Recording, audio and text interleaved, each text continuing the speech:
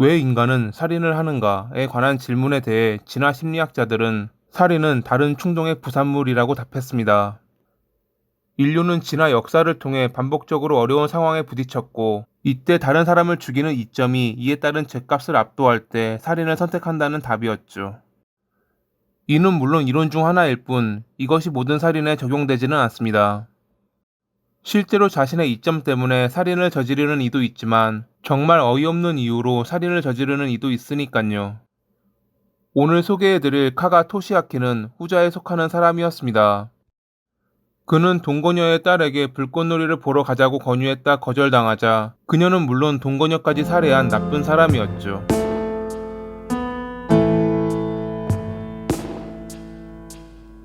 1961년에 일본 삿포로시에서 태어난 토시아키는 어릴 때부터 무엇 하나 끈질기게 해본 적 없는 남성이었습니다. 그것은 성인이 되어서도 마찬가지였죠. 취업도 했지만 자기 기분이 안 내키면 곧바로 그만두기가 일쑤. 지인의 소개로 한동안 공조회사에 근무하기도 했지만 사람과 잘 어울리지 못하고 일이 귀찮다며 그만두는 등 제멋대로의 삶을 살았습니다. 제대로 된 직장도 없이 돈이 떨어지면 일용직 아르바이트를 하며 살았던 그는 2000년도에 이세하라 시내 음식점에서 근무하는 카즈코라는 여성을 만났습니다. 홀로 딸을 키우고 있던 카즈코는 토시아키가 변변찮은 남자라는 것을 알고도 그를 자기 아파트에 들였습니다. 측은 지심 때문인지 아니면 가정에는 남자가 필요하다고 생각해서인지는 알 수 없습니다. 확실한 것은 그녀는 잘못된 선택을 했다는 것이었죠. 물론 그녀의 선택이 최악의 결말을 가져올 줄은 당시 그녀는 물론 아무도 알지 못했습니다. 밥도 주고 잠잘 장소도 마련해 준다는데 무직인 토시아키로선 고마운 일이었지만 그런 고마움의 표현도 하루 이틀, 갈수록 그는 그것을 당연하게 여겼죠. 이제는 아르바이트도 하지 않고 도박에 빠져 하루 종일 파친코 가게에서 보냈던 그는 돈이 필요하면 카즈코에게 요구하거나 만약 그녀가 돈이 없다고 하면 그녀의 귀금속을 전당포에 맡겨 돈을 마련하곤 했습니다. 심지어 그녀의 딸인 마나미의 용돈까지 훔치기도 했죠. 같은 아파트 주민에 따르면 그는 항상 음침한 느낌에 말을 걸기 어려운 사람이었다고 합니다. 하지만 또 휴일 저녁에 셋이 외출하는 모습을 보이기도 해 주민들이 보기에 그들 가정에는 별 문제가 없어 보였을 것입니다. 물론 그것은 겉보기에만 그런 것이었죠. 당시 중학생이었던 마나미는 왜 엄마가 이런 남자를 데리고 살까라는 생각을 했을 것이고, 이에 대해 엄마에게 화도 내 보았지만 달라지는 것은 없었습니다. 그렇게 가족 아닌 가족인 상태로 거의 1년을 함께 살았던 그들에게 최악의 일이 벌어진 2001년 8월 4일. 이날 인근에 있는 지역에서 불꽃 축제가 열렸고, 이를 알게 된 토시아키는 집에 홀로 있는 마나미에게 함께 구경을 가자고 했는데 그녀는 아니오라고 단칼에 거절했다고 합니다. 엄마는 지금도 돈을 벌고 있는데 집에서 태평하게 놀며 빌부터 사는 남자가 뻔뻔하게 자기랑 놀러 가자고 하니 그녀로서는 달갑지 않았을 것입니다. 자신의 권유를 거절한 그녀에게 화가 난 토시아키는 역정을 냈고 둘은 곧 말다툼을 벌였습니다. 더 이상 감정 싸움을 하기 싫어 자리를 피하려는 마나미의 태도에 그는 분노했고 부엌에서 가져온 흉기로 등을 보인 그녀를 공격한 뒤 교살했습니다.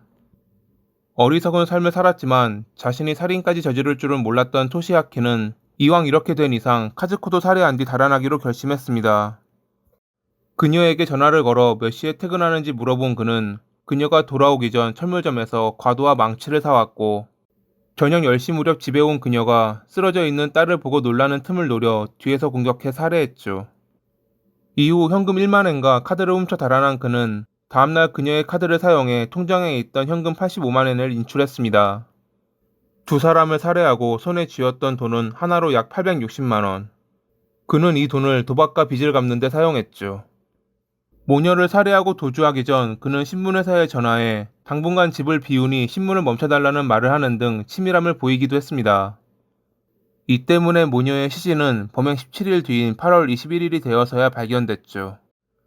경찰은 사라진 토시아키를 유령 용의자로 보고 전국에 지명수배했는데 한 달 뒤인 9월 24일에 그는 홋카이도에서 자수하며 사건은 끝을 맺었습니다.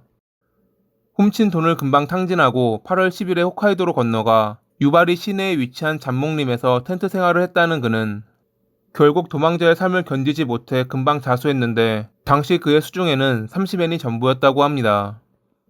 무엇 하나 끈질기게 해본 적 없는 남성은 끈질기게 도망치는 것 또한 못했던 것입니다.